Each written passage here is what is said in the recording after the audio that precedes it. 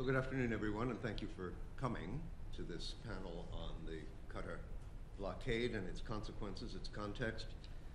I'm Stephen Schneebaum. I am the principal of a firm, an international law firm in Washington that bears my name, and I welcome you to the conference sponsored by Temple Garden Chambers. I'm going to act as moderator during the conference, provide a brief introduction, although as you will quickly see, the expertise of all three of the panel members far exceeds mine. So what I will give you is simply a very quick and brief overview.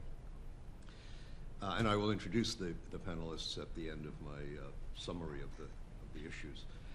The blockade that we're here to discuss, the blockade of Qatar, was imposed on June 5th of this year by initially 4 countries, Saudi Arabia, Bahrain, and the United Arab Emirates, all 3 members of the Gulf Cooperation Council, and also Egypt. The 3 GCC members cut diplomatic ties with Qatar, ordered Qatari nationals to leave their soil, and forbade their own citizens to travel to Qatar, among many other things. Egypt cut diplomatic relations but did not restrict its citizens, and then a number of other smaller states, many dependent in one way or another on Saudi development aid, joined the movement. Yemen, Maldives, Libya's eastern government all followed suit in cutting relations with the government of Qatar. Now, the movement in June followed the issuance of a set of demands at the George Washington University Law School. An old friend of mine, I'm proud to say, will address human rights aspects as well as legal aspects more generally of the blockade. Following each speaker's presentation, I may exercise the prerogative of the chair to ask for some clarification or expansion on points, but I will open the floor to all commenters, questioners, or participants after Ralph has presented. And then at the end, we will hear from Rodney Dixon, Queen's Counsel, a member of the London Barristers' Chambers of Temple Garden, which is our host this afternoon, and Rod will do the valedictory, I take it. So, Ken, please. Actually, I think I will use the podium here. Helps my back a little bit. I'd like to thank Temple Garden for inviting me to this. Since it is a UK firm, I would like to offer my congratulations on the engagement of Prince Harry. I am one person who actually did watch the show Suits, by the way. So I've been asked to talk about the consequences and implications of the GCC crisis, which is a crisis within the GCC, which has begun its annual summit today. It's positive that they are having the summit at all. Obviously, the boycotting leaders are not there, but they are represented, foreign minister level mainly. And there have been times in the past, I've even been at some of these summits, where the heads of state don't show up for one reason or another. But I think it's positive that they're having it at all. But it's probably not going to accomplish much. But anyway, the crisis, in my view, was not unexpected. It is a direct consequence, in my analysis, of a trend over the past several years in which the GCC states have been becoming much more assertive in the region. It started, this intervention, the GCC activism, started with use of financial resources. It has now evolved to the point where several of the GCC states are using military resources. Now, I've been in this business a long time, and I remember a time when basically the GCC states did not act militarily unless it was in partnership with the United States, and often considered to be as an appendage of the United States, or in some way a symbolic partner and ally to show solidarity with US operations in the region. Now the GCC states have begun to operate on their own militarily, sometimes undertaking actions that even the United States is not joining and does not even, in some cases, support their actions. I point in some way, Qatar played a leading role in airstrikes that contributed to the ouster of Muammar Gaddafi in Libya. The UAE projected power in Libya, and even a few years ago undertook an airstrike in Libya, which the United States did not support them taking. The UAE is attempting to become a virtual regional superpower, developing a string of bases in the Horn of Africa as well. This has gone very underreported, I think, the UAE's attempts to project power through the use of bases. It's been Djibouti, Eritrea, parts of Somalia, Sudan, elsewhere, really projecting power into the, using facilities in the Horn of Africa. Somaliland, I believe, too. Saudi Arabia, I think Kate will talk a little more about this, launched military action in Yemen that the United States was not fully supportive of, still is not fully supportive of, because it was not clear that Saudi Arabia could accomplish any real military objectives. And I think that forecast has proved correct, but we'll hear Kate later about this. Several of the Gulf states have been arming factions fighting Assad in Syria. That has not been successful.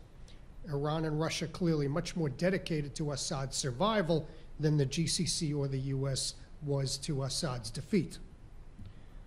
The GCC regional, this new tendency we're seeing of the GCC states to intervene militarily by themselves in some cases is a direct consequence of the US success in training, arming, and advising the Gulf militaries, which started after the ouster of Saddam Hussein from Kuwait. If you remember correctly, the United States signed formal defense training and advisory and cooperation pacts with Bahrain, Qatar, UAE, and Kuwait. Kuwait was the first one. The US already had an access to facilities agreement with Sultanate of Oman, and the US has had various memoranda of understanding to train Saudi forces as well. So the US was so successful at creating these partner militaries and enhancing their capabilities that they then were confident enough to act by themselves. And this is what we're seeing. So what has happened is the Gulf states have been acting more aggressive, I don't want to say aggressively, well, in some cases aggressively, but assertively in the region. And that has therefore opened the GCC states to backlash and retaliation. They are intervening more in the region, so the region's conflicts are coming to them. This greater regional involvement, therefore, the Gulf states, what they're doing is they're seeking to support leaders in the region who will protect their forces and their interests and their policy prescriptions. An example of this is President Sisi of Egypt, who is perhaps at the epicenter of what caused the GCC crisis and some of the measures we're seeing inside the GCC states. As they're intervening, the backlash is coming domestically into the GCC, and they are trying to prevent this spillover, this backlash, this backwater spilling into the GCC themselves. The outcome of the Arab Spring uprising in Egypt remains at the core of the current dispute because it represented a clear cleavage between the revolution and the counter-revolution. The Muslim Brotherhood, which emerged dominant after Mubarak fell in Egypt, seemed to represent a victory for relatively moderate Islamist movement that could come to power through the ballot box. It drew support from Qatar as well as Turkey. Not that Turkey's a Gulf state, I'm not saying that. It's not even an Arab state, but whatever. Let's say Qatar, okay. Opposed to that vision were Saudi Arabia and the UAE, who viewed the Muslim Brotherhood and moderate Islam as a direct threat to their rule and supported the counter-revolution as represented by Sisi and the Egyptian military. The differences over the Muslim Brotherhood and Egypt in particular thus emerged as the crux of this dispute that we're talking about today within the GCC. Qatar supported regional brotherhood movements, but it also therefore harbored brotherhood figures in Qatar and allowed them to speak openly through Al Jazeera and other media. As Qatar viewed the Muslim Brotherhood as an example of progressive Islam that could come to power through the natural ballot box process. The UAE and the Saudis and others were at the same time cracking down on the Brotherhood, seeing them as threats to domestic stability. So we see the regional intervention causing the backlash which caused this rift within the GCC. And then this was supplemented later on by the rise of the Islamic State challenge. And then all the Gulf states began implementing measures to suppress dissent. They've all done this. As these regional conflicts have spilled over into their societies, they have all cracked down.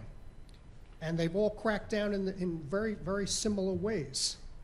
And it's tarnished the image of all the GCC states as oases of stability, of tolerance, of tranquility, social tolerance, political tolerance. They're all tarnished by the crackdowns that they have undertaken since the Arab Spring. A particular target of the Gulf states has been the use of social media, which activists use to spread messages critical of Gulf leader policies. Most, if not all, of the GCC states have enacted new laws or made increased use of prior laws that make it illegal to criticize the ruler personally, and which have been used broadly to imprison regime critics. They've all passed laws or used laws against insulting the emir, undermining the leadership, criticizing the king. It's all got the same phraseology, but it's all one trend, which is to imprison people who are directly criticizing the leader. The GCC states have all also adopted this new trend of revoking citizenship for citizens. This is something many of us Gulf experts thought we would never see. These measures, in my view, are likely to only prove temporary in their effect of putting domestic critics on the back foot. As long as the GCC states remain assertive in the region, this backlash will continue. There will be criticism domestically. There will be these movements, and they will apparently, the GCC governments are going to keep trying to repress this dissent, and the schism in society is going to likely widen unless they change course from this repressive measures that have been adopted. Thank you. Thank you, Ken. I wonder if I can just ask this question, and I may end up asking the same question of all three, and that's this. Did you bring your crystal ball? Sure.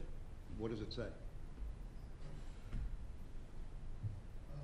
Prince Harry and Meghan Markle get married in May. No, in terms of, I mean, we had this rift in, I think it was 2014. It was resolved in 4 months. We're now in, what, 6 or so. I mean, my view is it's going to get resolved. We've already started to see various parties soften. You read the 13 demands. It was then softened to 5 concepts. And, then, we hear from UAE saying, well, we're not going to escalate, And now they all are at the GCC meeting today. Okay, now leaders are not nation. This, I think, it will get resolved. I think you're going to see some various cosmetic measures, reduction in Al Jazeera bureau sizes in various countries, pledges to do this and that, various dissidents kicked out of Qatar here and there. I think some have already been kicked out. So, I think it's going to take time, and I think ultimately we're going to get to a solution. Yeah. So does that mean that you have just... Because, well, let me, when I say, actually, a lot of my work is on Iran, obviously. This crisis has accomplished what Iran has been trying to accomplish since the GCC was formed in 1981, which is to break up the GCC entirely. This crisis has come near to accomplishing Iran's main objective for 36 years. So I think it's in everybody's interest that this get resolved in some way. Thank you very much. Kate? Thank you for having me. I appreciate everyone coming to talk about this very important issue on 6 months to the day from when it started. So in my view, first of all, I'm the policy director at Win Without War. We're an NGO that works on making U.S. foreign policy more progressive, less war-oriented, and interventionist. I don't see any signs of this crisis abating. I think that the committee that was formed by the UAE and Saudi Arabia this morning shows that they're going to move forward with creating entities that actively undermine the strength of the GCC for short-term reasons, which will have long-term implications for actually the strength of the UAE and Saudi Arabia in the region. My background is in pro-democracy movements and human rights throughout the region, particularly in the Gulf, as well as Yemen. Really, I think that, like Ken, this crisis should not necessarily be surprising to anyone. I think that there were long simmering tensions between Qatar and Saudi Arabia and the UAE in particular, as Ken mentioned, for their support of Arab Spring movements in 2011, whether that's funding the Muslim Brotherhood, whether that's voicing rhetorical support for these movements and the right to self-determination. I would also argue that this blockade and the crisis is really part of a larger regional pattern of strategy being used by Saudi Arabia and the UAE, where these two countries have now started to use economic means as a way of forcing their will onto another country. So Qatar is actually the second country in which Saudi Arabia and the UAE have used a blockade to try to demand submission of a country to their will. The first, of course, is Yemen, which they have blockaded since the start of the military intervention into Yemen's civil war in 2015. And Saudi Arabia has been very outspoken about its strategy of using starvation as a means of forcing Yemenis into submission and basically taking the wills of Saudi Arabia and implementing the GCC initiative, which was a very elite-driven process in Yemen's transitional process in 2012. So, you know, I think it should be very concerning to U.S. policymakers that we have two, quote-unquote, important allies who are willing to use economic means to force their policy predilections on other countries, violating not only other countries' sovereignty, but also human rights protected by international norms, and essentially questioning those international norms on a regular basis. So just in talking a little bit about the demands, which, as you were listing them, are pretty laughable at this point. None of them can really be implemented wholeheartedly. I mean, obviously they have funded, Qatar has been financiers of different terrorist movements, you know, funding some key Al-Qaeda operatives. For example, however, you know, lumping in the Muslim Brotherhood as a terrorist organization is very problematic. That's specifically drawn from the UAE's designation of the Brotherhood as a terrorist movement. And so it's very unfortunate because those types of actions actively undermine social movements that want to play inside the system. They're not like ISIS or Al-Qaeda that actively want to dismantle this system. And so by targeting such movements or targeting a country for having an independent foreign policy and supporting other movements, like Ken was saying, it creates this backlash that ultimately will undermine the goals of these strategies in the first place. So, and I think, you know, the charges and demands that are levied are really phrased in particular. First, they're done as a means of expediency to get what Saudi Arabia and the UAE wants, but I think they're also phrased in a way as to resonate with Washington. What we've seen with the Trump administration is really an outsourcing of U.S. policy in the Gulf and the larger Middle East to Saudi Arabia and the UAE. And I think the Qatar crisis is emblematic of when certain policymakers, whether in Congress or in this administration, have started to see that, oh, maybe there might be limits on the idea that U.S. policy and interests are that of Saudi Arabia's and the UAE. For example, calling on doing this blockade on Qatar to limit Iran's influence in the country has totally backfired. It's really pushed Qatar into Iran's arms. We see this in Yemen as well, where a Houthi rebel movement that has been fighting the government based on political and economic grievances for almost 2 decades at this point, has been classified as an Iranian movement, and the more that Saudi Arabia escalates militarily against them, the more Iran is more keen to get involved, and actually the Houthis look towards Iran for more support because they really have no other choice within such a context. And I think, Iran is always highlighted in these strategy moves by Saudi Arabia and the UAE as a means of getting Washington's ear. You say Iran in Congress, you say Iran in this administration in particular, and suddenly it's like, what do you need? We'll give you whatever you want. In May, the president made very clear that he was giving a blank check of support to Saudi Arabia and by connection, the UAE. And we've seen this played out, I think, in the launch of the Qatar blockade, basically believing that Washington would have their back no matter what they did. We've seen this in their decision to attempt to depose Saad Hariri in Lebanon when he was not essentially following what MBS, Mohammed bin Salman, the Crown Prince of Saudi Arabia, thought he should be doing. He's giving political cover to Hezbollah, who's in Lebanon's parliament. And we've obviously seen this in Yemen, where the Trump administration has largely just said, do what you need to do in Yemen, not trying to really restart diplomatic talks, making everything in Yemen about Iran and confronting Iran. And so I think this is really part of a regional strategy by the UAE and Saudi Arabia to create instability and confrontation as a means of drawing the U.S. into a prolonged confrontation with Iran in the region. By specifically categorizing each different issues as being about Iran and these larger regional interests for the U.S., what I really think they're trying to do is bring the U.S. back into the region the way they used to be, where they were the protectors of Saudi Arabia and the UAE's interests, but really where a void was developed by the Obama administration as trying to leave things up to their Gulf partners rather than basically doing what they wanted for them as part of being partners. And so I think it's a very dangerous strategy, and I think if U.S. policymakers don't wake up to this larger pattern, the U.S. could be drawn into these quagmires, as we already have started to see.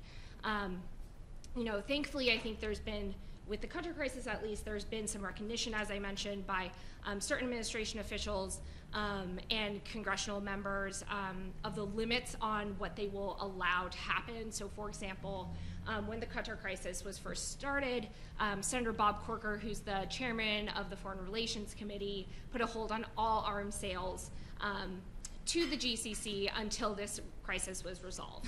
And now, this is very unique and actually quite a bold move by Senator Corker. He is known as not wanting to condition arms sales in any way at all, ever. He does not believe that there should be a correlation of human rights and arms sales. And so his decision to actually stop arms sales should be significant, and it should be a significant signal to Saudi Arabia and the UAE that U.S. Congress, at least, will not necessarily tolerate this blank check support that the administration has given to these countries. I also think that the second order effects of these actions, whether it's the Qatar crisis, whether it's Yemen or Lebanon, shows kind of the short-term thinking of Mohammed bin Salman and Mohammed bin Zayed in the region, and whether that is due to a failure to understand the kind of larger regional dynamics, the extent of U.S. support in the long term, or just a misunderstanding of what U.S. interests in the region are. Ultimately, it will end up backfiring against them, whether it's through this domestic opposition or regional opposition, or getting caught into a quagmire where the U.S. will not go in and save them. hopefully the U.S. will recognize and not enter. For a key example of this is Yemen. When the intervention was launched in 2015, the Saudis presented it as a 2-week intervention that would be resolved quickly, and that's why the U.S. needed to support it, because it was the right thing to do to restore the legitimate government. Of course, it's now been almost 3 years. Thousands of civilians have been killed. The U.S. is now militarily intimately involved in this campaign, and U.S.-supported airstrikes are the leading cause of civilian casualties. And it's a quagmire now that no one really knows how to get out of it. You know, diplomacy would work. There was an opportunity for diplomatic intervention before former President Saleh was killed.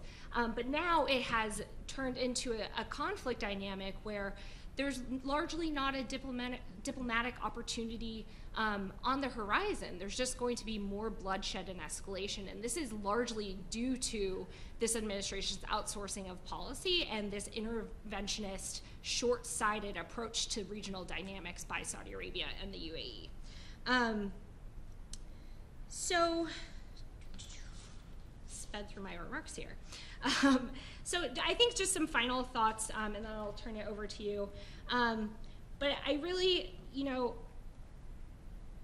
I think it's really important that U.S. lawmakers start to realize that Mohammed bin Salman, Mohammed bin Zayed are not necessarily our crystal balls for what the U.S. should be doing in the region. Their interests are not our interests, and the way they approach their interests is also not productive to U.S. interests at all. I also think it's important to note that in so many cases, in this crisis in particular as well, the fact that the U.S. is looking through everything through a security lens, what is the U.S. security interest, puts us on with less advantage to understand the actual dynamics of what's happening in the country, to consider, for example, what's best for Qatar's people versus what's best for the U.S. Al Udeid base in Qatar, and looking at it from that angle.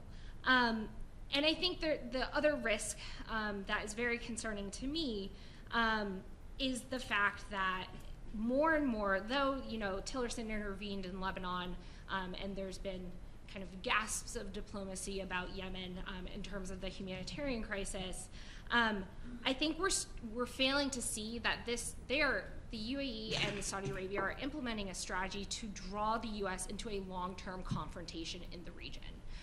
And it is a confrontation, whether against Iran or its proxies, that is not in U.S. interests.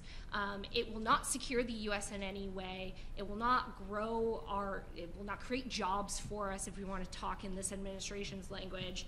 It certainly won't protect human rights or the aspirations of the people in the region.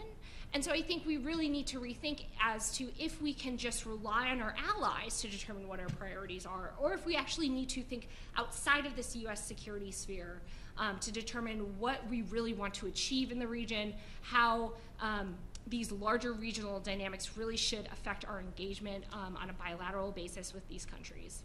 Thank you. Oh, yes. Let me ask you one clarification. Sure. You made a very compelling case that that the leaders, particularly in Saudi Arabia, are not acting in the U.S. best interest in attempting to lure the United States into a long-term commitment in the Middle East that we can't carry out and we can't win.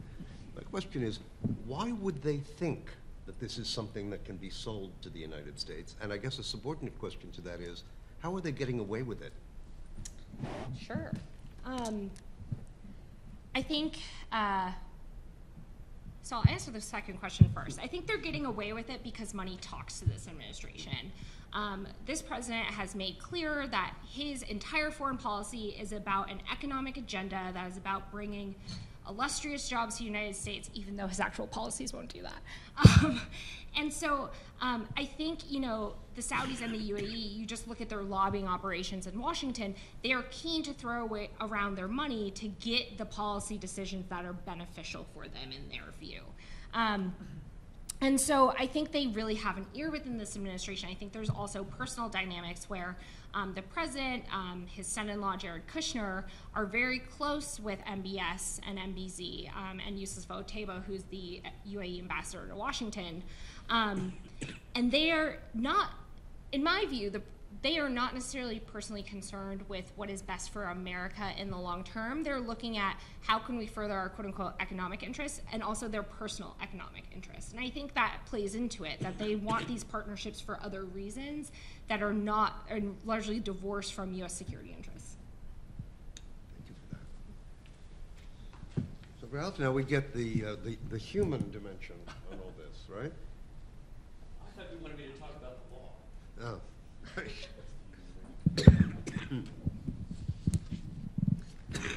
Good afternoon, everyone.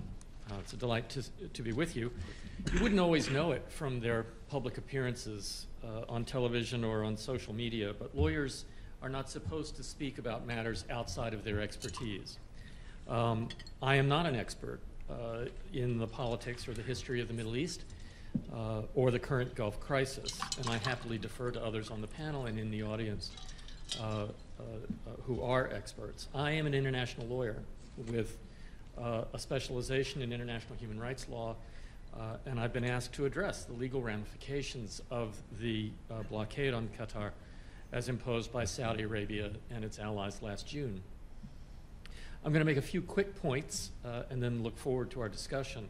But to establish the context of my remarks, I'd like to begin by quoting in its brief entirety a comment from the UN High Commissioner for Human Rights, Zayed Riyad Al Hussein, who on June 14th of this year said this: "I am alarmed about the possible impact on many people's human rights in the wake of the decision by Saudi Arabia, the United Arab Emirates, Egypt, and Bahrain to cut diplomatic and economic ties with Qatar."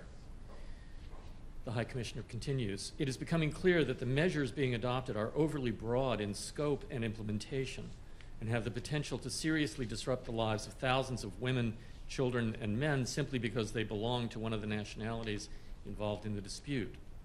Saudi Arabia, the UAE, and Bahrain have issued directives to address the humanitarian needs of families with joint nationalities, but it appears that these measures are not sufficiently effective to address all cases."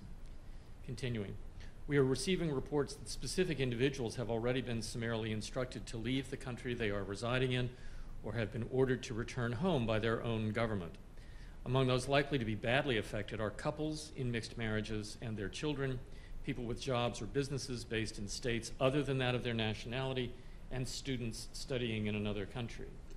I'm also extremely troubled to hear that the UAE and Bahrain are threatening to jail and fine people who express sympathy for Qatar or opposition to their own government's actions, as this would appear to be a clear violation of the right to freedom of expression or opinion." The High Commissioner closes, "I urge all the states involved to solve this dispute as quickly as possible through dialogue, to refrain from any actions that could affect the well-being, health, employment, and integrity of their inhabitants, and to respect their obligations under international human rights law," end quote.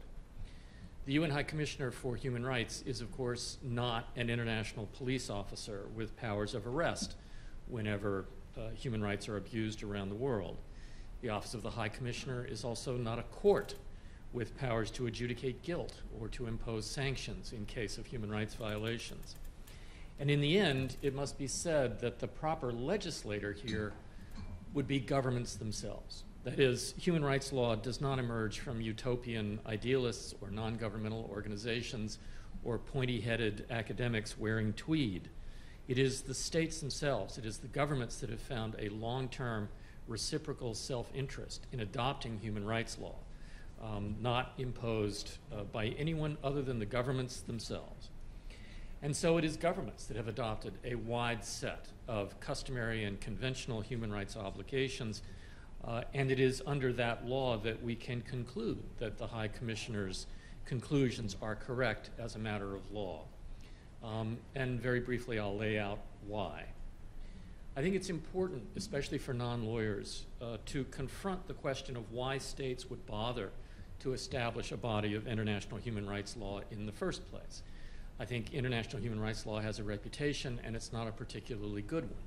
The idea is that governments will mouth their commitment to human rights and then routinely violate it.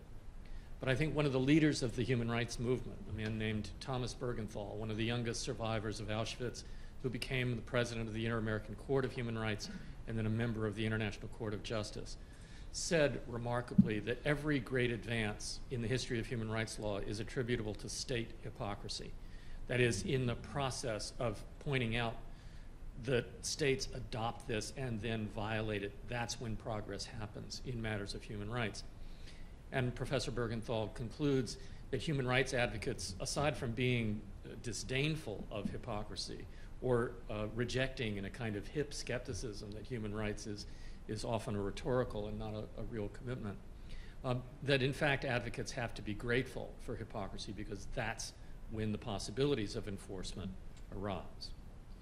Now, perhaps the leading reason that states have adopted this body of human rights law is that they understand that war and national security crises tend to be human rights crises in their late stages. That is, we can look at international conflicts, military conflicts, instability as a national security problem, and frequently trace that instability back to a systematic disregard for human rights, the violation of human rights. We're seeing that now in South Asia with the Rohingya crisis. Those within the US government who were concerned about abuses at Guantanamo Bay made the argument that every abuse becomes a recruitment poster for ISIS. Certainly the generation that survived World War II understood that genocide is not just the consequence of war, but may be the cause of war as well.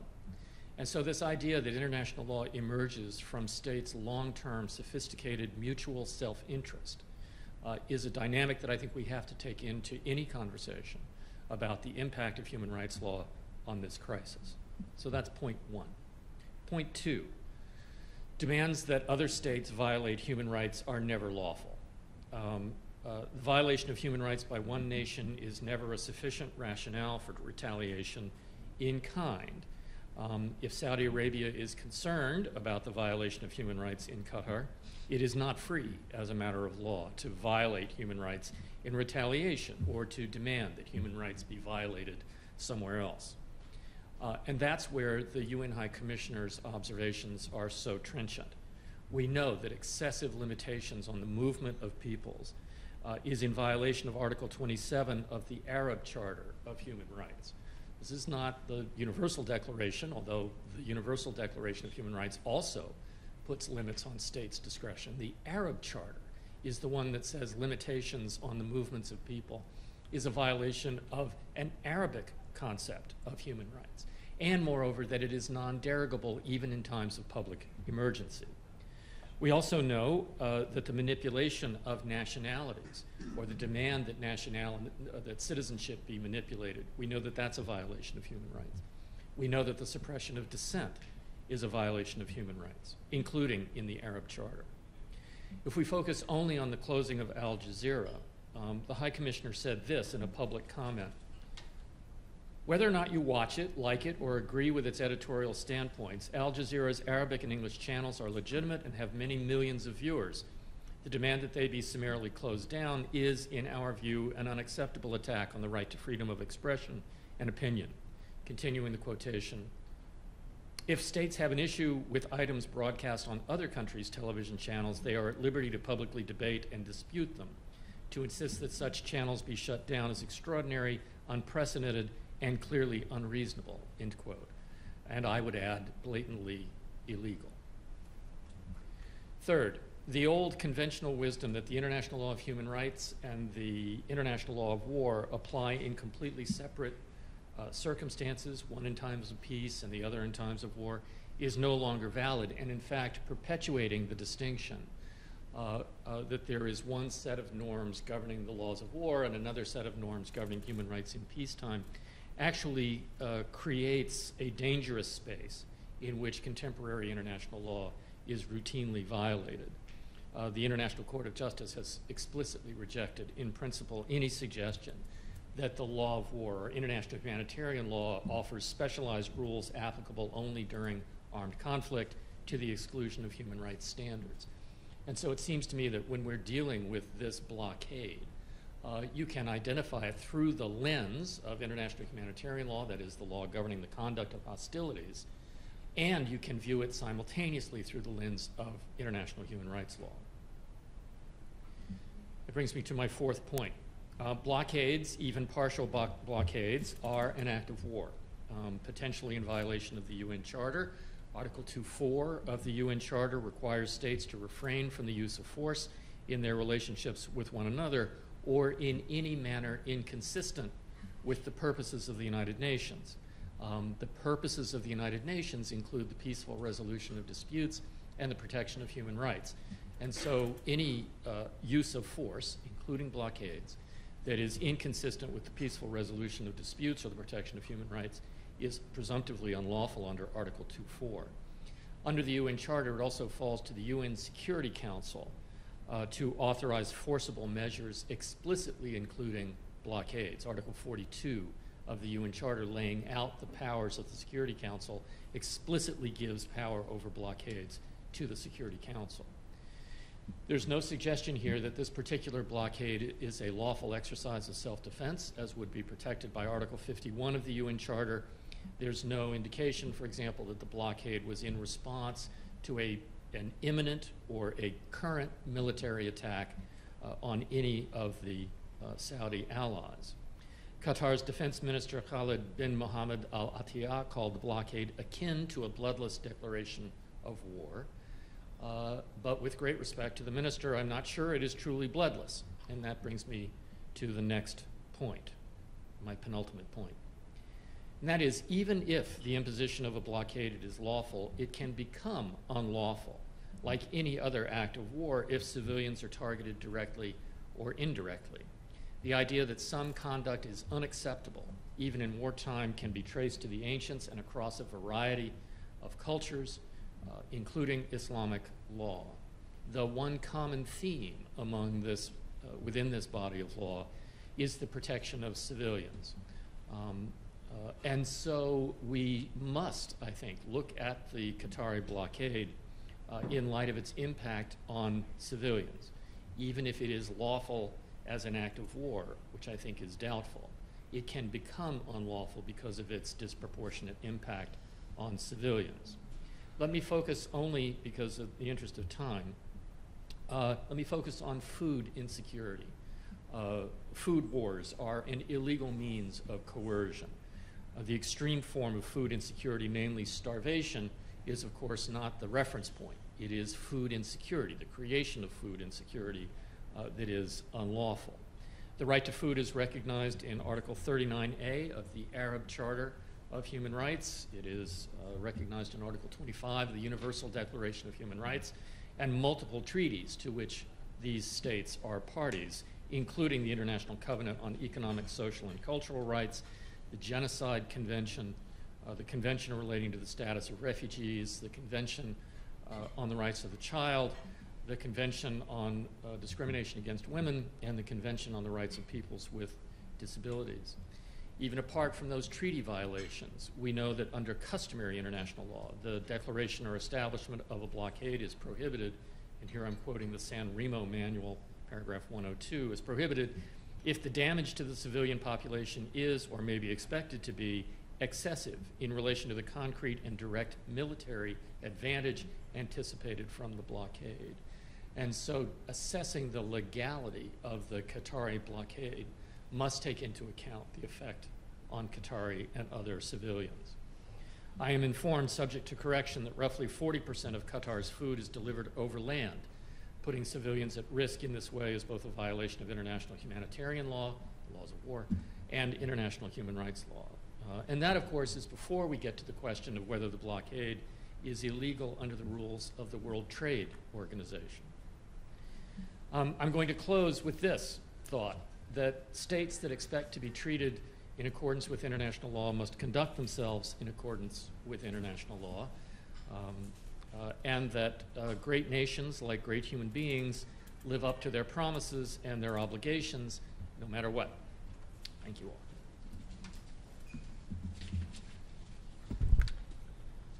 Thank you, Ralph. Was the human dimension. I was right. So let's open the floor to interventions, questions, comments, reactions from you all. And ideally, if you would identify yourself, please, that would be a good way to start. But I think part of that network that some people don't shout. No, I think we know that.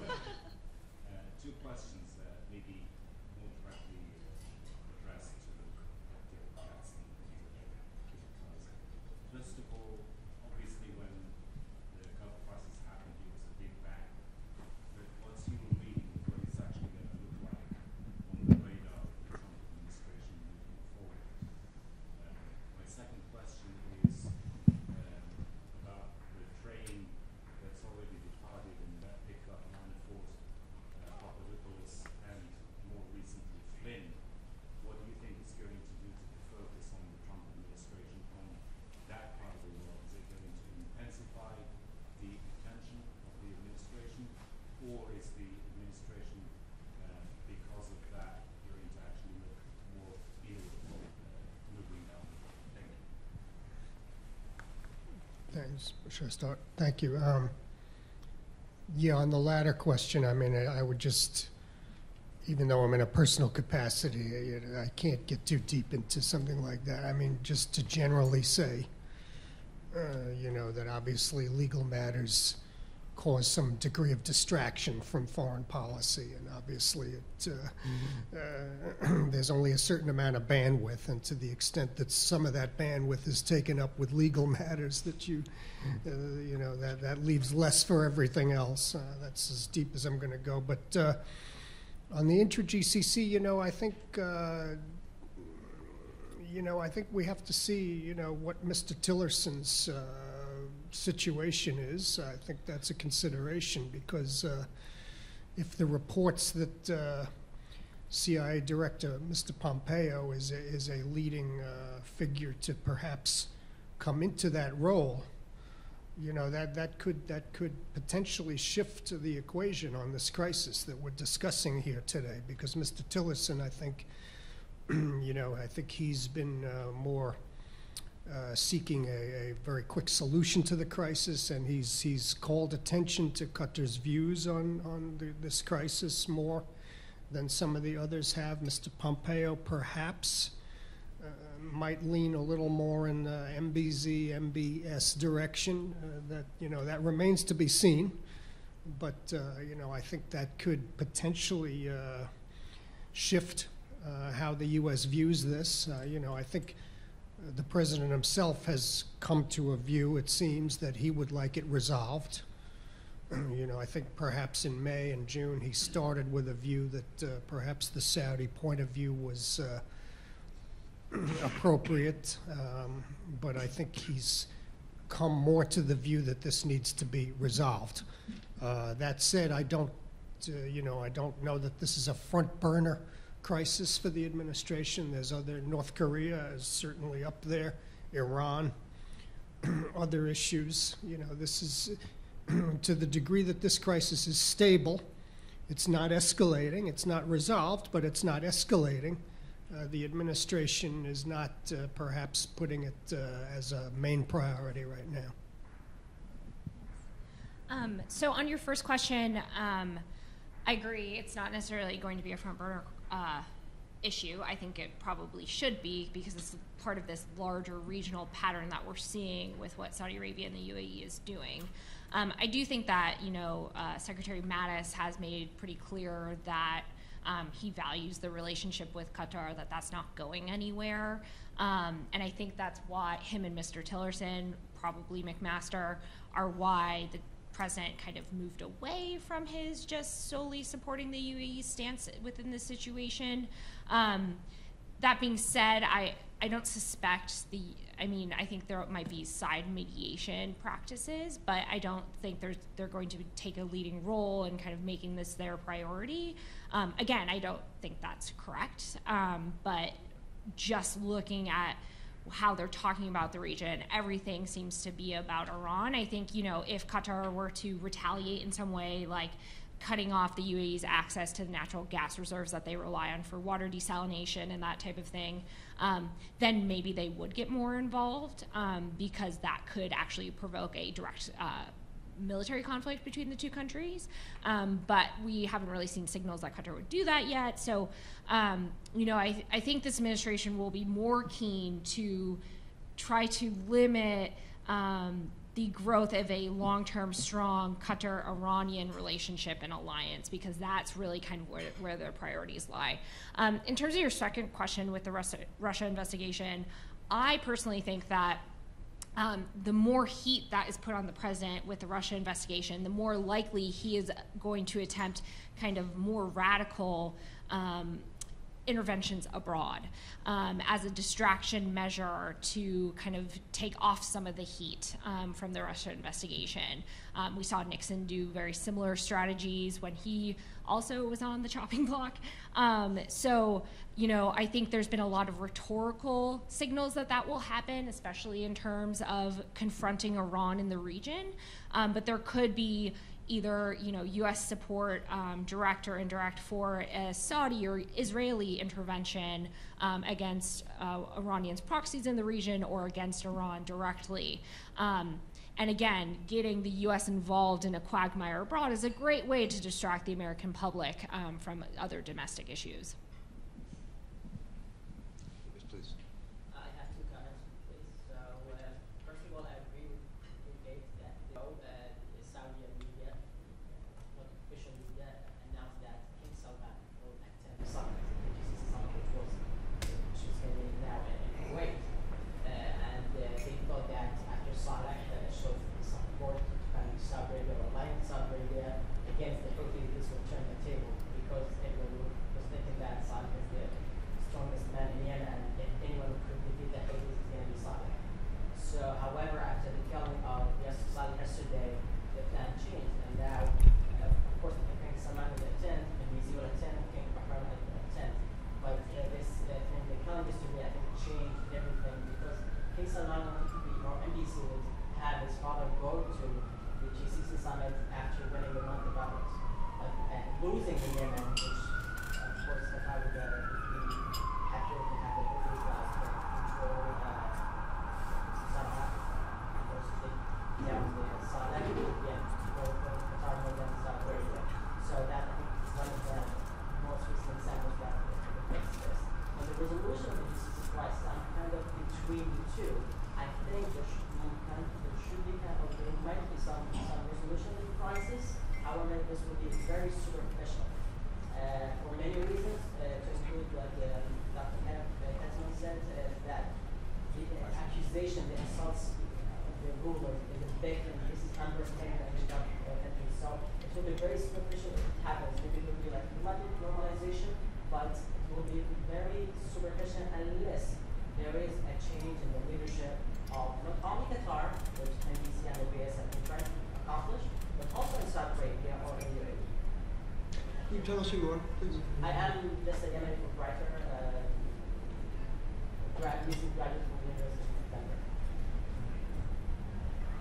Yes, please.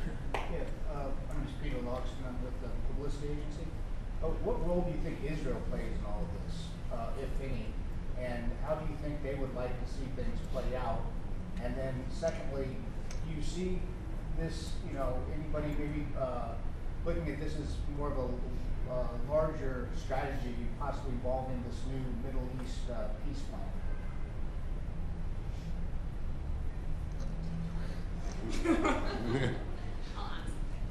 The Israelis,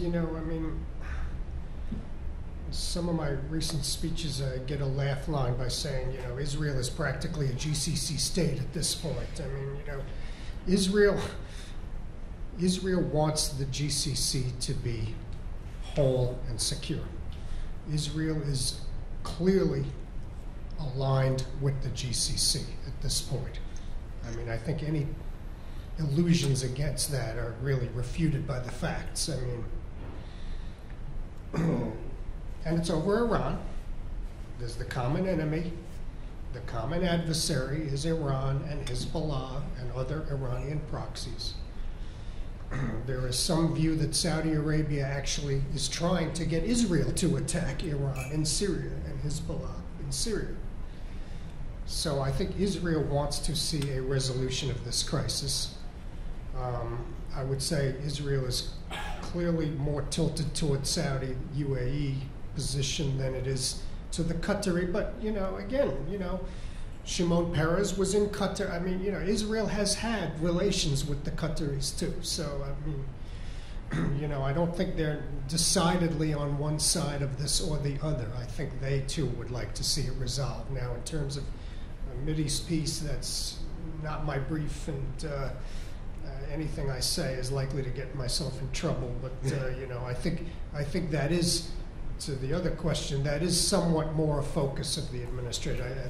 I think Mr. Trump, again, he advertises himself as a deal maker. This is a big deal if it's to be struck. He definitely, this is something he wants to say when he finishes his term. Look what I did, as opposed to all my predecessors who tried and did not succeed in getting this solution to this Arab-Israeli dispute. So that is something I think I'm not a psychologist, but reading him and his statements, that is something I think he wants And I think he is going to pay attention to try to get that, yes.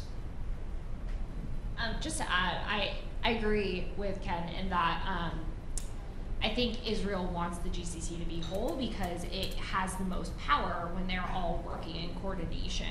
And this crisis has really undermined the strength of that coalition in general, because the entire idea was to coordinate strategies, to put the weight of each country behind those strategies, to implement them regionally, to have a coherent voice. And this crisis has really exposed that there is not a coherent voice in what the regional strategy and policy should be. In terms of like the peace process, I do think that it's pretty clear that there's like kind of backroom deals being made in terms of trading different policy decisions for support and backing each other's play in other aspects. So we've seen this in Yemen, where recent diplomatic cable that was leaked, where Israel was backing Saudi Arabia's play 100% on the blockade to deliberately starve millions of civilians into submission.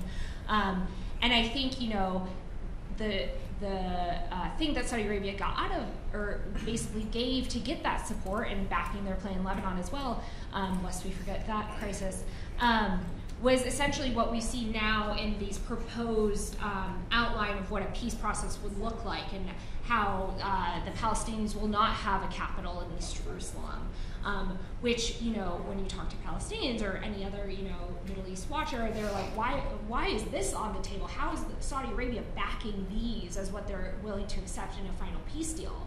It's so far detached from where they were even just 5-10 years ago. I think it's pretty clear that they are actively, at least Saudi Arabia, UAE, and Israel are actively trying to trade different measures to achieve their own policy ends in the region. My name is Steve Rice. I'm from the U.S. Department of State, and I think we can all agree that a lot of the backdrop of everything you're so eloquently discussed this afternoon is the behavior of Iran in the region. And I was hoping that you could help me with something, which was about 3 weeks ago. I was in the Midwest. We were talking in Minnesota, which I was reminded has a large Somali population now, about the actions in Yemen, but also what's going on in Qatar with some educated Minnesotans. And they made a couple observations to me, looking to me as a representative of Washington to try to explain something to them. And one observation was that they understood that Iran was a terrorist state, or a state-sponsored terrorist arm of the United States, but they couldn't recall any time that Hezbollah had taken action against the United States, whereas they recall that there was a great deal of Saudi involvement in 9/11, 2001. So that was one observation. And the second observation focused around elections, that the Gulf states never have them, but at least the Iranians do have elections. So the question was asked of me, why do you folks in Washington think the Iranians are so bad? And given these dynamics and what seems to fit in more with the United States and how we practice democracy in this country, why aren't we talking more to the Iranians and helping to work with them to solve these problems? So I'd just like to ask you that question that was asked of me. I thought you were going to add, and women can drive cars in Iran. Yes, that came up too, but I was trying to keep it short. Yeah, I mean, this is a debate I deal with a lot. I mean, it's. I would argue it goes way back to the hostage crisis when you're in the State Department, so you know how deep that runs. And that was over 40 years ago. It was a while ago. It was a while ago, but the American public. I've had conversations with the average public out there too on these issues, and when I mention Iran, the first thing they mention is the hostage. That's all they know. That's all they know about Iran was the hostage crisis, and then you get the Marine barracks and a U.S. embassy in Lebanon was blown up, and thing after thing, Khobar Towers. I'm not disputing that history evolves in Iran. And I think Mr. Obama took a lot of what you heard in Minnesota and wanted to translate that into a nuclear agreement, which then leads to a political opening and a new approach toward Iran, new thinking about Iran. Obviously, Mr. Trump has gone back to more of the more previous thinking about Iran as the leading state sponsor of terrorism and the source of all ills in the region and the source of all instability in the region. So he's gone back to that approach. When I talk to the Iranians, sometimes, they never apologized for the hostage crisis. I mean, they are in some ways responsible for their own image here too. I don't think we can take the onus off them. They sometimes undermine their own image, unfortunately. Now I'm fully on board the idea of trying new approaches, and we have the nuclear deal, and it does seem to be working, and that's something to follow up on. But there is this legacy that has not been overcome. That's how I would answer. Thank you. I would add that I agree. I think that I think that the anti-Iran hysteria in Washington, it's not just this administration, it's rampant in Congress as well, is really a hangover from the hostage crisis. And really comes from this idea, like you said, they never apologized, they were never remorseful for this.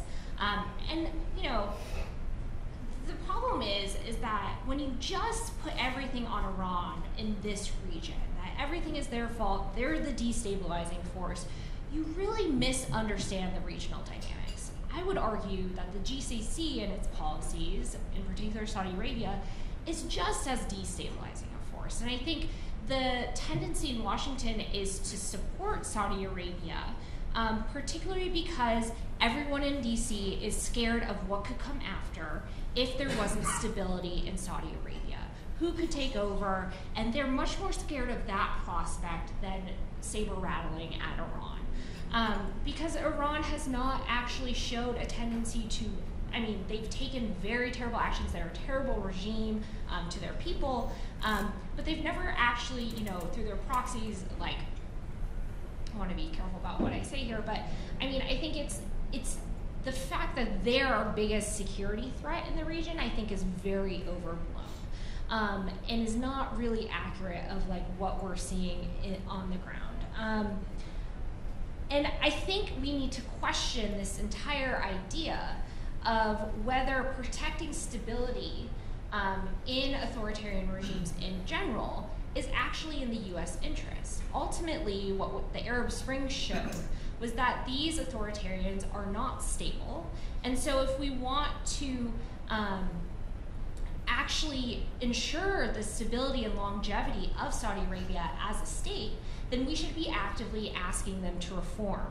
And not in superficial ways where you IPO Aramco and suddenly it's an economic paradise that's available to all of Saudi Arabia, or just letting women drive. There needs to be systematic reform in the country for it to actually be a viable state in the 21st century.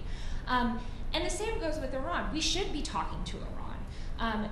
The JCPOA is not perfect, but there are mechanisms within the agreement to fix the imperfections. There's also, in 8 years now, going to be another opportunity to negotiate another deal. But you cannot do that if you stop talking to them completely. You also cannot moderate their behavior by, completely shutting off any type of engagement. What this administration seems to be doing, and I think this is why they're so closely allied with Saudi Arabia and the UAE, especially in the Qatar crisis and other regional activities, is this president seems to believe that you can strong arm your way out of any situation and get the deal that you want if you just exert enough pressure. But unfortunately, that is not the case in regional politics in the Middle East. Strong arming can only go so far. And without engagement, you're just going to get a backlash that ultimately comes and bites us in the ass, as it has throughout our other different regional adventures that we've seen. So I 100% agree with the Minnesotans who asked you that question. There is a cognitive dissonance. We're saying we want them to change our behavior, we want them to do X, Y, Z. but we're not questioning, are those actually achievable aims? And why aren't we talking to them to facilitate a way to achieve those goals? I'm going to add something here, because Iran is something, an area in which I have some experience. I think there's another factor to take into account here, and that is the very loud and ever-present activities of Iranian immigrants in the United States.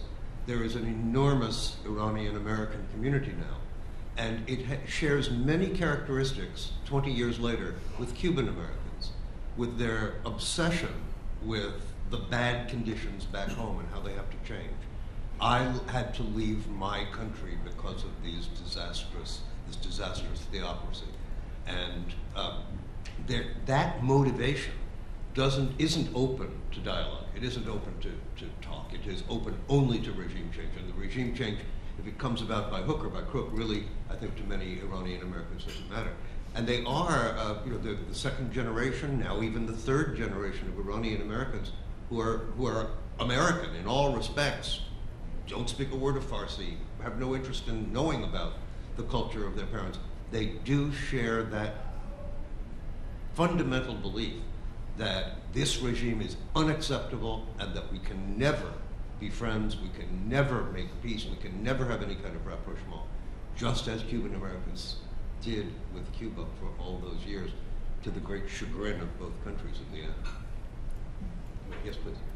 I have a question for Professor Steinhardt. When the Emir of Kuwait was here visiting Trump a few weeks ago, he either inadvertently or deliberately revealed that there was actually a military component to the strategy of Saudi Arabia, UAE, and Bahrain and Egypt.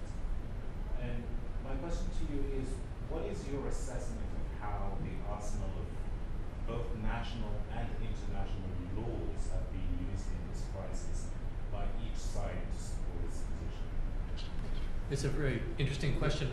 When you say the arsenal of international law, I assume that's a metaphor for because there's some literal answers to that that might also be intriguing. Regrettably, international law is not self-enforcing. I think we can say as a general matter, along with Professor Louis Hinken of Columbia Law School, most governments obey most of international law most of the time. And I think that the real way to understand international law is as a resource rather than as an arsenal. That is, as a resource for finding a common plan, a regime of cooperation for the resolution of problems that are thought to be communal. And so it turns out that international law can be very useful in matters of environmental law. It can be useful in matters of protecting diplomats. It can be useful in protecting human rights in ways that we often miss when we fixate on the violations of human rights that are out there. But I think every state has an irreducible interest in assuring, or at least giving the appearance that its actions are lawful. Almost never will a country say, we're violating international law and we're okay with it.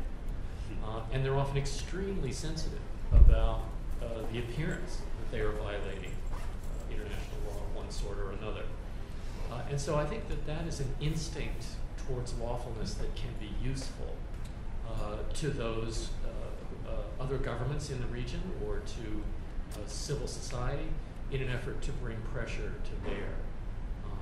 So that again, international law is not self-enforcing, but it is not without its own internal gyroscope, if you will, a kind of pull towards compliance that I think is more accurate than any hip dismissal of the respect that states give to international law.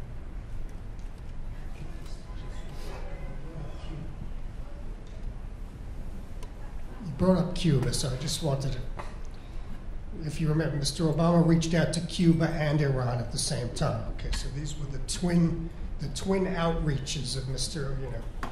So I was on a panel once, and at that time, and somebody else was on the panel saying American companies should go to Iran and look at Iran and invest in Iran. And I'm sitting there going, if faced with the choice of going to Iran or going to Cuba, American companies are not going to Iran. I mean, come on. Cuba's 100 miles away. They speak Spanish. There's beautiful beaches. There's mojitos.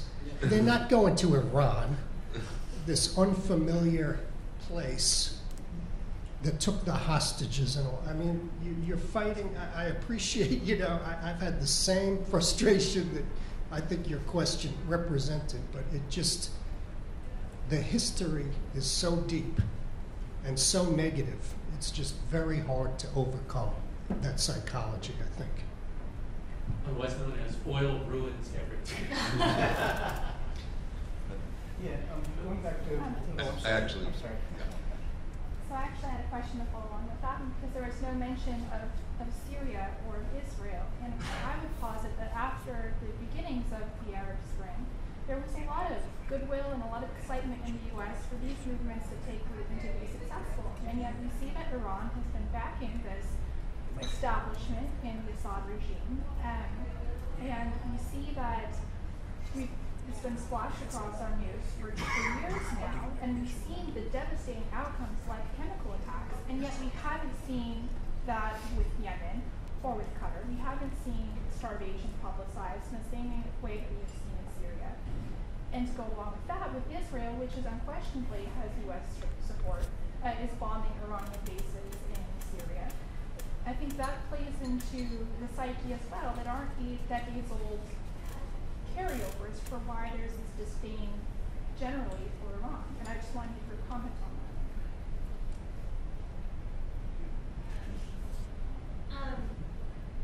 I mean, I agree. I think I'm trying to figure out how to comment on that. I think there's just a vilification of Iran, and Syria is used absolutely as an evidence of that. I would counter a little bit just in terms of your comment on excitement about the Arab Spring in DC. I think that there was, in the Obama administration, there was rhetorical support for these movements initially, but there was no real action taken to actually support these movements, to support these transitions to democracy. They were very surface level and superficial. And I think that's how we've got to where we are today. And I absolutely think you're right that this administration is looking for a way to counter Iran's influence because it does not know really what to do in Syria. There are, it's always talking about confronting Iran in Yemen, where it doesn't really have a foothold. Houthis are not an Iranian proxy yet.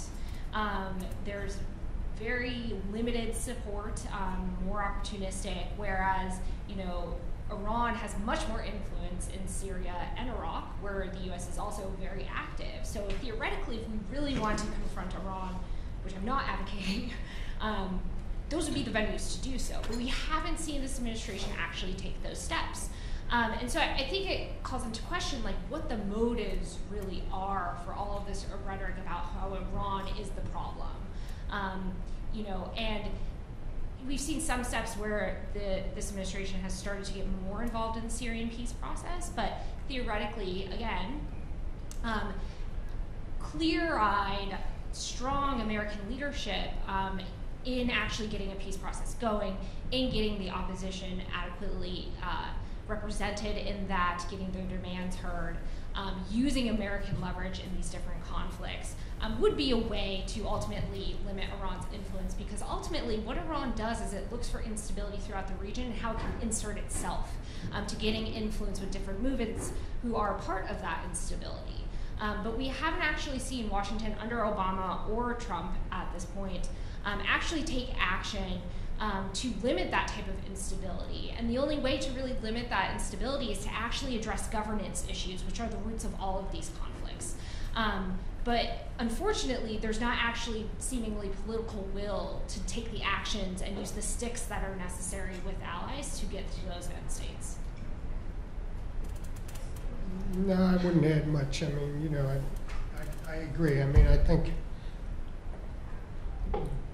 articulating a policy of confronting Iran and at the same time articulating a policy of the U.S. not getting too involved directly militarily in the region are completely contradictory. I mean, you're either going to confront Iran, if you choose that course and want to implement it, you have to get very involved in Syria, Iraq, Yemen, Lebanon, and Mr. Trump, he clearly, he got elected in some part saying, these interventions were counterproductive in the past, and he's not going in that direction. So the idea that we're going to have, large residual numbers of troops in Iraq and Syria after ISIS is gone, now that it's just not going to happen. It's just not going to happen. Let's hope it doesn't happen. Going back to, I guess, Professor Steinhardt, you made a great case where you laid out, all the reasons why this blockade is, really breaking international law on so many different levels. But I would say that, and then, you made a point of the Iranian expat community here as far as, the public opinion, kind of pushing it. And we have a president that doesn't seem like he really doesn't have any decisions that are like, in stone. He seems like the type of president that's easily swayed one way or the other. And I guess what I'm getting at is, not many Americans even know where Qatar is. They might know the airlines, but you have, the expat community of Iranians, you have the Saudis with their army of lobbyists and PR firms. You have UAE, which I think, they have Steve Bannon is for how long in their pocket. Is Qatar kind of naive on how the world works? Are they doing something? There's plenty of lobbyists in this town, believe me. Well, why aren't we hearing more, though, about their side of the story? Because it sounds like the truth is on their side. They've got their ads out, yes, sir. No, they are going dollar for dollar with the UA. They are very much involved in that game, sir. Well, why is it not working? Exactly. I guess that's the question. I mean, what you're saying makes perfect sense to me. But the question is, why is it not working? Right. Or, where is the enforcement mechanism? And to some extent, Qatar is going through the World Trade Organization. There are bodies within the United Nations with authorities to investigate violations of the Convention on the Rights of the Child or violation of the Women's Convention and the rest. And so this may take a while to bring that enforcement to bear. But you're asking, I think, a non-legal question. Right. When it comes down to it, is that given the strength of the legal position and given the sheer amount of resources that the Qataris have brought to this town, why aren't we seeing a greater degree of engagement?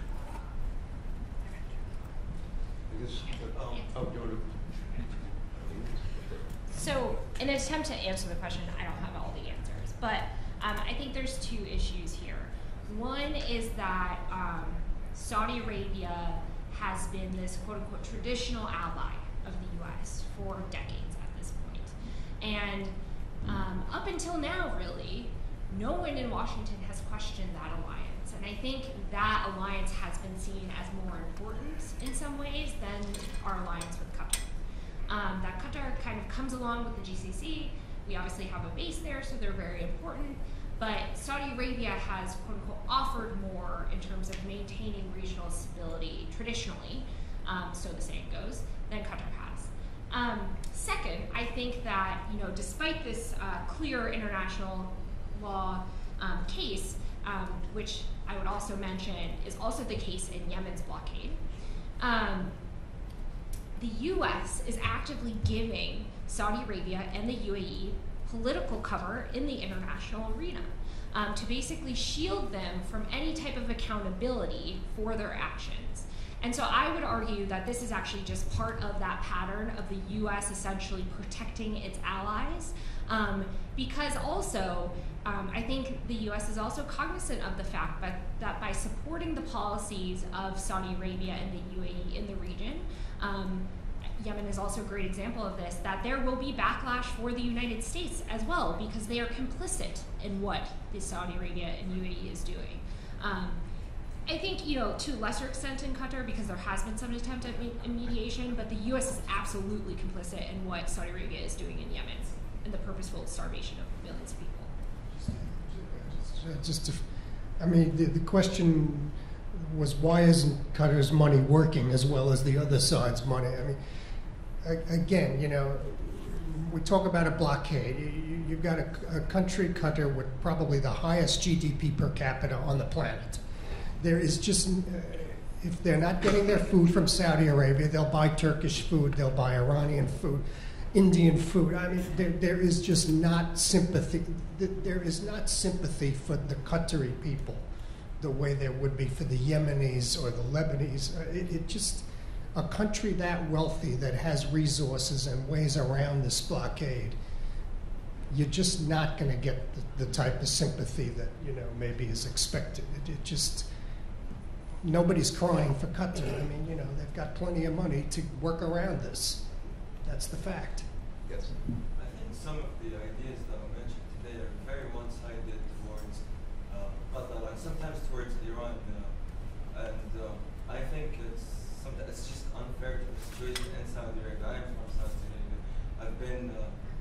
I'm actually originally from the south of Saudi Arabia, where rockets from the Houthis, who go with the rhetoric, death to America, curse the Jews every day, sending bombs to our southern border. So that's one thing.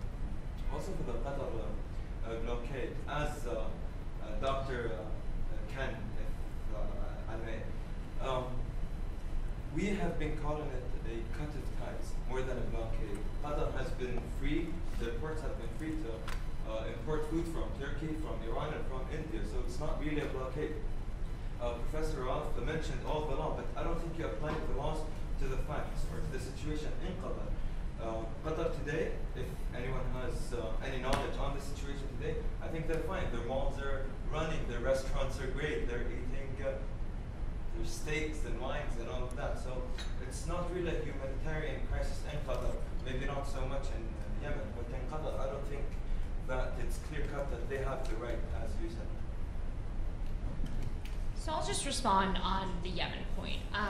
By no means am I saying that the Houthis are innocent and that they are not doing terrible things. They are. They also don't have legitimacy amongst the Yemeni people.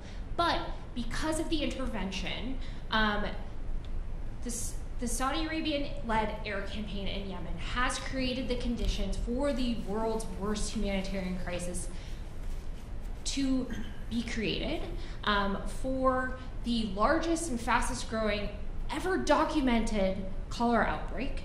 And these are a direct result of the airstrikes. The Houthis do not have planes to fly and bomb their allies. They certainly shell civilians with mortars indiscriminately. They have laid a siege on Taz for years at this point. They are not innocent, but the level of destruction that Saudi Arabia and its allies have wrought in Yemen are not even on the scale of what the Houthis have done to the civilians of the Yemeni people. So I totally agree that the Houthis launching ballistic missiles into Saudi Arabia, into the Red Sea, is not good for regional stability. I would argue it's not even in the Houthis' interest to be doing that because it just creates more escalation. But the fact of the matter is that by saying what about what the Houthis are doing does not actually address the conflict dynamic in Yemen in particular and how we got where we are today. If Saudi Arabia did not decide not to intervene in 2015, what played out over the weekend between Saleh and the Houthis would have played out in 2015. And thousands of civilians would have been saved from indiscriminate airstrikes and cholera and diphtheria and all of these other preventable diseases that children are dying every 10 minutes from. So I think, again, it's important to note both sides, but the scale of what has happened is not even comparable. But it's also easy to criticize after the fact and being away from the ground and what happens over there. So after the fact, after the crisis or the war started, it's easy to criticize, but now it's so messy, you can't just pull out. That's what I'm saying. They can't pull out because they want to find a way to win to save face. They could easily end the intervention tomorrow. The UAE doesn't want to pull out because it wants to guarantee basing rights for itself in the south. And Saudi Arabia, there could be a border agreement between Saudi Arabia and the Houthis. The Houthis have remained open. You know, this past weekend may have changed things, but have remained open to political negotiations. It's actually been President Hadi and the Saudis who have been impediments to actually getting end-state solutions on the table. I'm not saying the Houthis are an ideal negotiating partner, but this idea that the Houthis are the main impediment to peace is just not accurate over the past almost 3 years. We'll give you the last question. Yeah, I was just curious. I've been somewhat surprised, actually, that we don't see more of the suffering in Yemen on the television screens in the United States. So my question is, and maybe this is more from Mr. Dixon, because you come from the other side, but how is this being looked upon in Europe? And my Secretary Tillerson, who's in Brussels today, what do you think he's hearing from our NATO allies with respect to the situation in the Middle East, the Qatar situation, Yemen, and all these various problems we're in? I'm just curious how the Europeans might be looking at this. Rod, why don't I suggest that you answer that question and then segue into your conclusion remarks. But let's give you a microphone to do that with. Yes, the approach from the European perspective has not always been united, and you've got to look at what the different countries and their interests have been as well. And there's, to some extent, this same dichotomy between, on the one hand, wanting to keep good relations with very powerful countries like Saudi Arabia, but on the other hand, needing to ensure respect for human rights, and that being rich in the culture of running the institutions of the European Union through the European Court of Human Rights as well. And it's not been one that they've been able to, I don't, in my assessment, straddle very effectively. Have instead tried to do both things at the same time, ride both horses. But there has been an increasing recognition that, and I think you've seen this year as well, that what has been emphasized by many of the panel today is true, that the real reasons behind the blockade are not those as stated by the blockading countries. The kinds of demands that are being made aren't serious. It's unworkable to think that they could be implemented, that they're much deeper geopolitical interests and pressures at play, and regional and even personal disputes that are driving this. And you know, if it's true, as the question was put earlier on, that the blockade is not really having much pinch on the humanitarian side in Qatar, which I don't think is the case. But if it's not, well then why do we need it in the first place? Well, why is it being used? It's being used because, and I say this is increasingly recognized in European countries, as a way of trying to isolate and humiliate and push off into a corner so that other interests can be allowed to thrive. But the actual reasons that are stated for it being in place aren't the ones that are really at play. And I think that is a dangerous game to be entering into. It sets a precedent which we have to try and avoid in all circumstances. You don't want states at will being able to gang up on other states or on weaker states and use these kinds of measures, which should only be adopted in the most extreme cases where there's consensus in the United Nations through the Security Council or the General Assembly. There are situations where sanctions and blockades do need to be imposed, but they have to be adopted in a lawful fashion. Otherwise, just in the same way as we criticize invasions of Iraq or other countries because you don't have proper Security Council or lawful backing, you can do exactly the same in this situation. And I think unless we look to uphold the rule of law in those situations consistently all the time, we end up creating precarious precedents which could affect us all negatively. And the whole point, to go to my final comments of having this discussion today, was because I think there was a concern that this issue, whatever one's views are, is slipping off the agenda, that it has lost a lot of the spotlight. Of course, there's so many other important issues, but the idea is to try and generate focus and discussion on the issue again. And whichever perspective you come from, try and find a way of resolving it, because it is in no one's interest to have the GCC cut short in the way that it has, not meeting. Doesn't only harm those states, but it harms all of us. We talked a lot about Yemen. That simply wasn't addressed on the agenda at all when there are many countries directly involved in that because of this ongoing dispute. And even from a military strategic point of view, it affects many countries, including the US. If you have air bases there, instability in the region is going to have negative consequences. There's trade. We've looked at the humanitarian side. What about trade to from Qatar and how that could be impinged upon? Air travel, that's another area where the Qatar government has gone to the aviation authority, and the other blockading countries have been involved in discussions there, and there has been some easing of the air blockade. And I think that should be pursued to try and take that all the way. So it's in no one's interest for this to go on. The only way in which something can be done is if there is going to be more debate and discussion and engagement about it.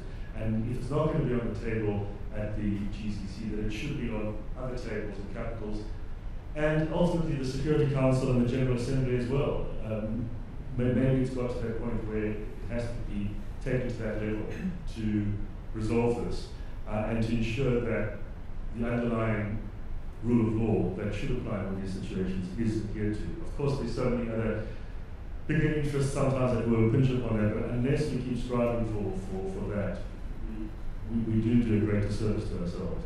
So that was the point of the discussion. I really want to thank Stephen and all the distinguished panelists for their views, for the very vibrant discussion. Thank you to you for making the time as well. I know this is a difficult time of the year, but it really was a fascinating conversation, and I hope it can continue. I hope we can have more of these discussions.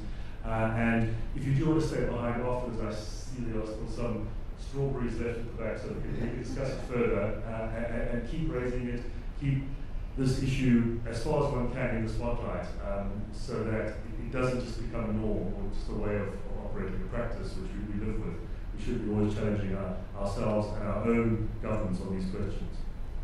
Thanks. Thank you once again.